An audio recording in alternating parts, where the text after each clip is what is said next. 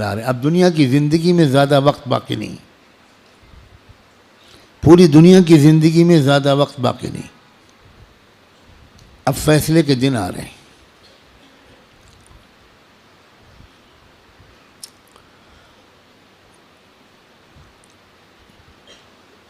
پہلے جیسا اب زمانہ نہیں ہے، ایک ایک دن جو گزر رہا ہے یہ فیصلے کے دن سے ہمیں قریب کر رہا ہے، اور فیصلے کے دن کی جو سب سے بڑی علامت ہے کہ اب فیصلے کا دن قریب ہے وہ ہے فلسطین کے حالات۔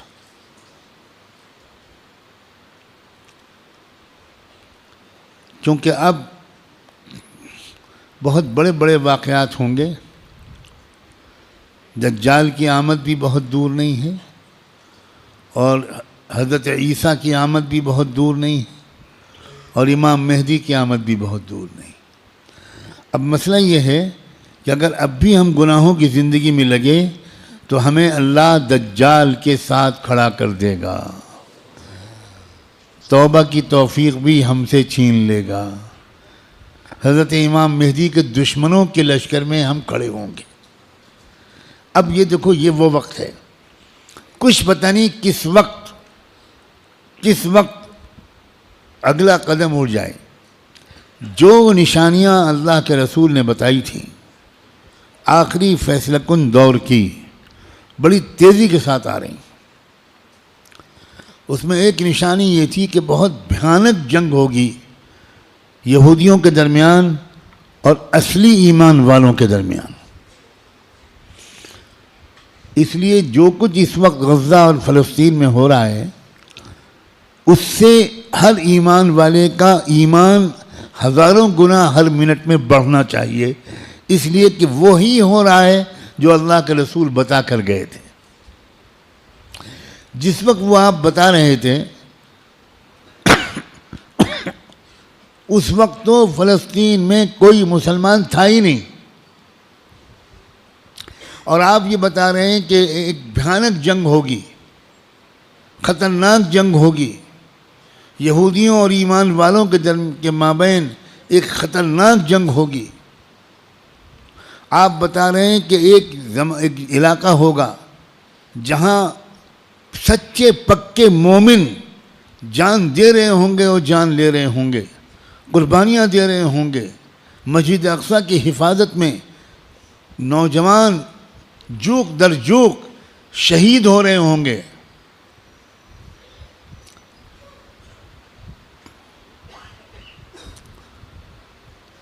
اور اللہ وہاں کے مجاہدوں سے سب سے زیادہ خوش ہوگا، اصلی ایمان والے وہیں پر ہوں گے۔ یہاں تک کہ جب صحابہ نے پوچھا کہ یہ لوگ جن کے بارے میں آپ کہہ رہے ہیں سچے پکے مومن، یہ کہاں ہوں گے؟ آپ نے فرمایا یہ بیت المقدس اور اس کے چاروں طرف ہوں گے، مسجد اقصیٰ اور اس کے چاروں طرف ہوں گے۔ بالکل ٹھیک وہی جو کچھ آپ نے فرمایا تھا اس وقت وہاں ہو رہا ہے۔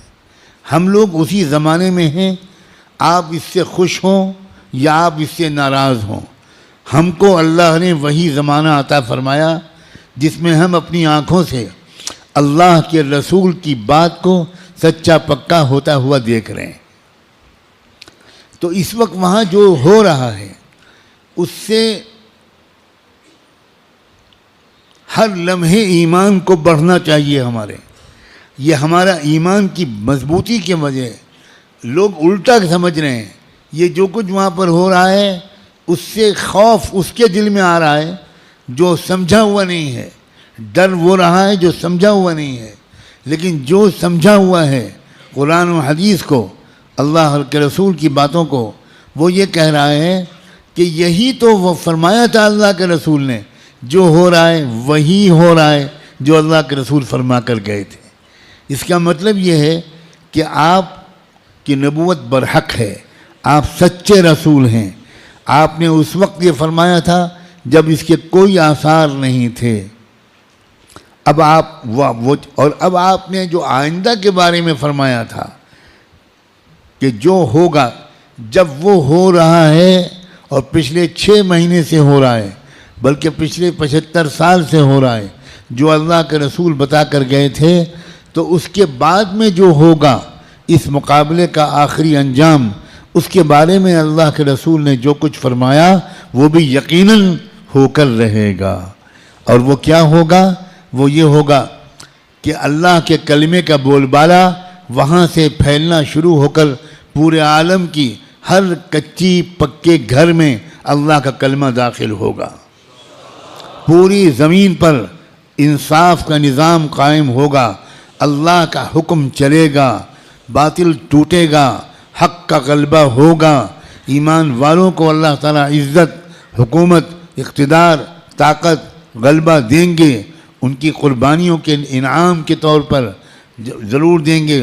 اور پھر دجال کا قتل ہوگا، دجال سے چھٹکارا ملے گا. پوری دنیا میں لا يبقى بیت مدر ولا وبر الا وتدخل فيه کلمۃ الاسلام بعز عزیز او بذل ذلیل.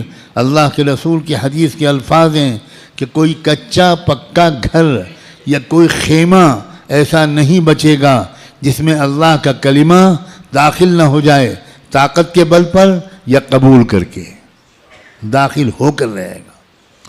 اس لیے لوگوں یہ بہت چوکنا رہ کر جینے والا زمانہ ہے.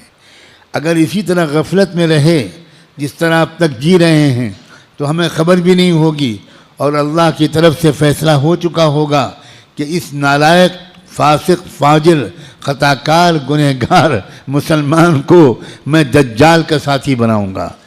یہ امام مہدی کا ساتھی نہیں بنے گا، یہ حق کا ساتھی نہیں بنے گا، یہ سچ اور انصاف کا ساتھی نہیں بنے گا، یہ مظلوموں کا خادم نہیں بنے گا، یہ ظالموں کا ایجنٹ بنے گا، یہ ظالموں کا مخبر بنے گا، یہ ظالموں کا دلال بنے گا. 4 پیسے کے لیے تھانے پہ جا کر مخبری کرے گا. یہ فیصلہ کسی لمحے ہم میں سے کسی کے بارے میں ہو سکتا ہے.